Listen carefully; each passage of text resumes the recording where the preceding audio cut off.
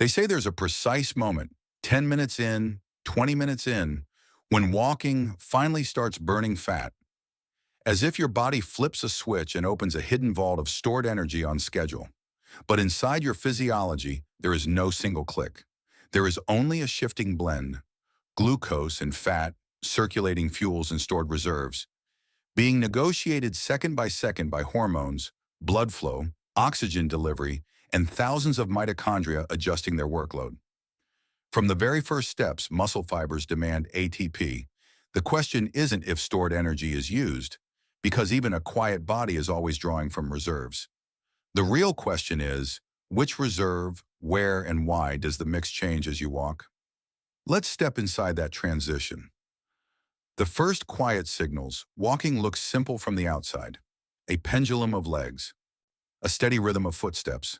But inside the body, the first steps behave like an alert sent through an entire city. Heart rate rises, not dramatically but deliberately, pushing more blood into the arteries that feed working muscle.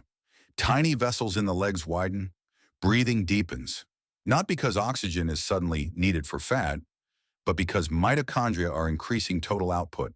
A slight warmth may appear across the skin. That heat is the inevitable byproduct of converting chemical energy into movement. Muscles are not engines with perfect efficiency. Much of their energy becomes thermal spill. And in the background, something many people miss. Even before walking begins, your body's already using stored energy. The liver continuously releases glucose. Fat cells continuously leak fatty acids into circulation. Stored fuel is not locked away. It is managed, metered out like a controlled river. Walking doesn't create stored energy use. It simply increases the rate of withdrawal. The first withdrawals. Every muscle contraction spends ATP.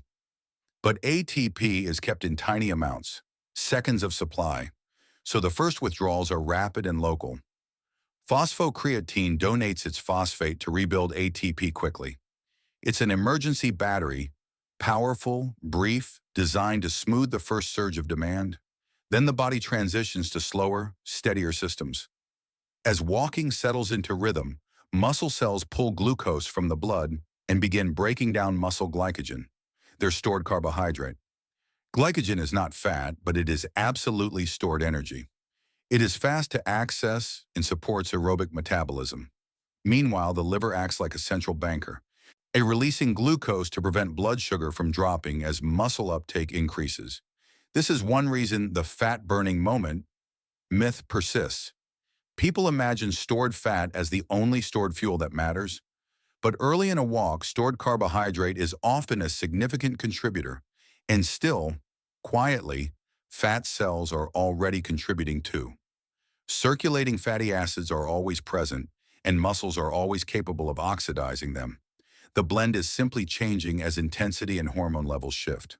The body does not wait to start using stores. It chooses which store is most practical in that moment. Lipolysis, opening the fat bank.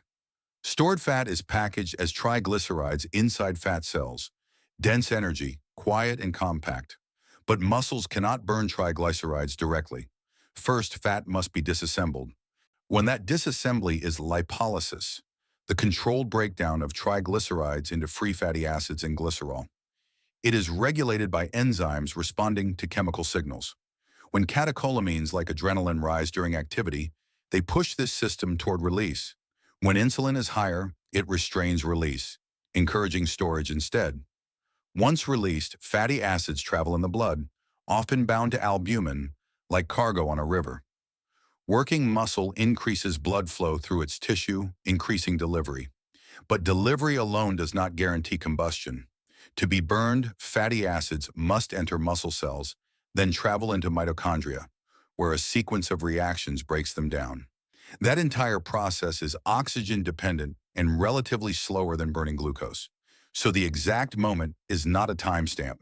It's a set of gates opening gradually. More release, more delivery, more mitochondrial throughput, depending on pace, oxygen demand, and hormonal conditions. How walking chooses. Fuel your body is not loyal to one fuel. It is loyal to ATP demand, and it chooses the fastest, safe supply chain available. At lower intensities, A larger fraction of energy can come from fat oxidation because oxygen supply meets demand and mitochondria can keep pace. As intensity rises, walking faster, climbing, carrying weight, carbohydrate use increases because it can generate ATP more quickly per unit time. Scientists often estimate whole body fuel use using the respiratory exchange ratio, RER, the ratio of carbon dioxide produced to oxygen consumed. An RER closer to approximately zero point 0.7 suggests more fat oxidation. Closer to approximately 1.0 suggests more carbohydrate oxidation. Which one here is the key? Walking typically lives in a range where both fuels contribute meaningfully. The legs are demanding energy steadily, but not explosively. That steadiness allows fat to participate, while carbohydrate remains available as flexible support. So the moment your body begins using stored energy is better described as the moment your muscles increase, ATP demand enough that the body increases both glucose supply and fatty acid mobilization, then fine-tunes the ratio based on intensity. A dial, not a switch. Silent progression. Inside the step. As walking continues, the internal economy changes. Not dramatically, quietly. Muscle glycogen begins to decrease, especially if pace is brisk or the walk is long. Blood glucose must be maintained and the liver continues to contribute. Meanwhile, fat cells may increase release of fatty acids as the body senses sustained demand.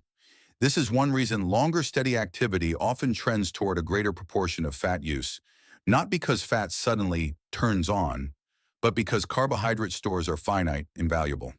Glycogen is kept for moments when it is most needed, higher intensity, rapid demand. Fat, by contrast, is abundant and slower, but steady. Inside mitochondria, enzymes adjust. The cellular message is simple.